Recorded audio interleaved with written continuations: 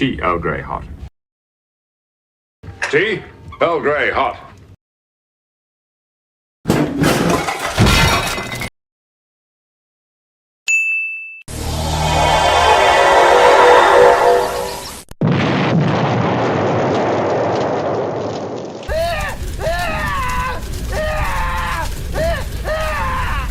Picture this, a kitchen that runs on Starfleet efficiency.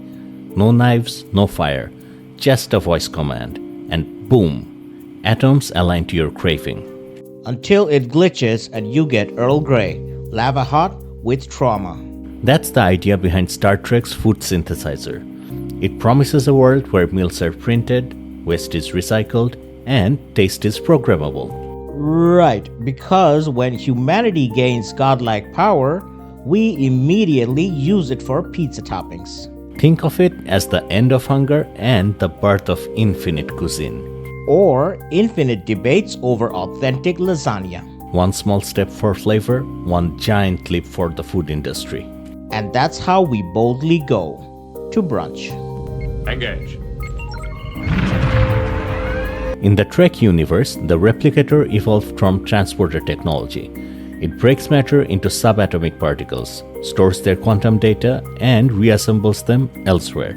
It first appeared prominently in Star Trek: The Next Generation, but its roots trace back to the food dispensers in the original series. Voyager systems even used bioneural gel packs to process pattern data faster, meaning your sandwich technically ran on organic computation. So, the ship's kitchen is just teleportation, and sometimes it's running on space yogurt brains. Exactly. The system converts energy from the warp core, usually fusion or matter-antimatter reactions, into basic atoms like hydrogen, carbon, and oxygen. Deep Space Nine even showed rationing protocols. During power shortages, the station's replicators limited menu complexity. Energy becomes food, but with ration control. That's the most bureaucratic buffet in the galaxy. Every dish starts as stored molecular patterns, digital recipes with atomic precision. You request lasagna, the replicator references its database and arranges the atoms in the exact lattice of noodles, sauce, and cheese. So each meal's a save file. Deleted wrong, and you're eating corrupted spaghetti. Not far off. Safety subroutines prevent replication of hazardous materials, restricted elements like platinum, or living organisms. Which means I can't 3D print a cat girl, but I can still have coffee that tastes like one. Starfleet engineers even use it to create spare parts and uniforms. The same system that makes soup can make socks. So the same thing printing my dinner is also printing my pants? That's either genius or deeply concerning. Practical, actually. Energy-efficient production with zero waste. Until it mixes up the order and serves my uniform medium rare. Humanity's perfect fusion of science and sustenance.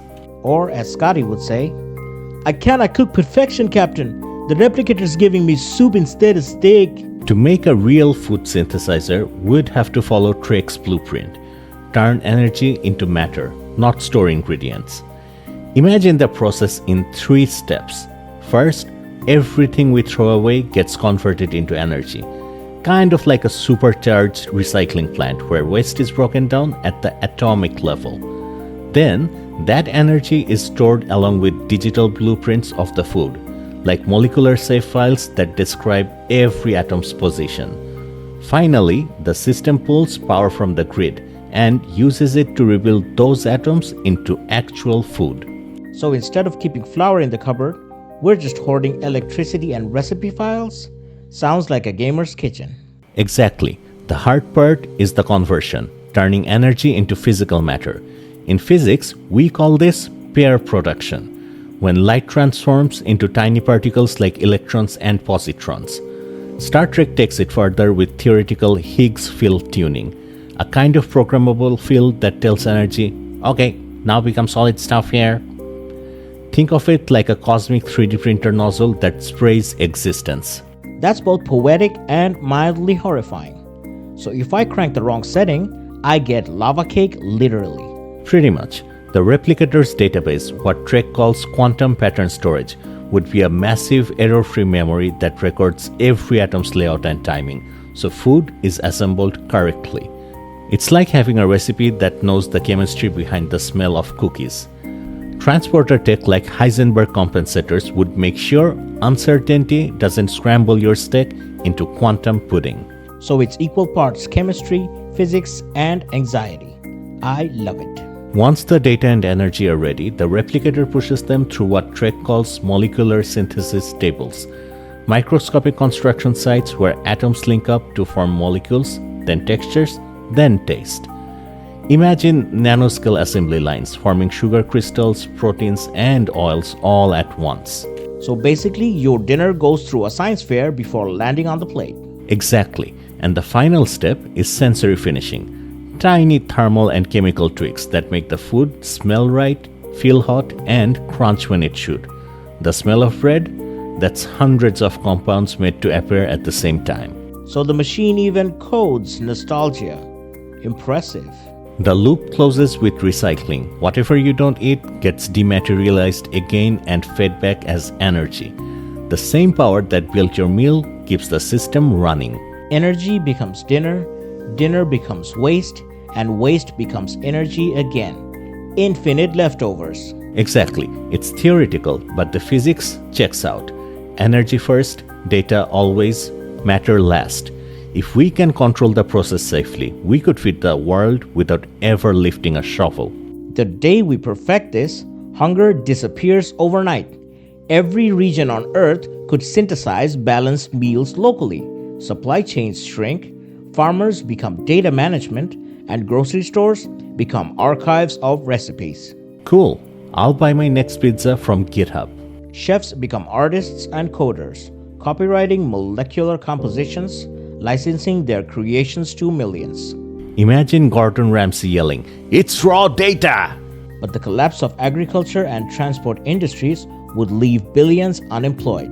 Nations dependent on food exports would face economic shockwaves, leading to catastrophic wars.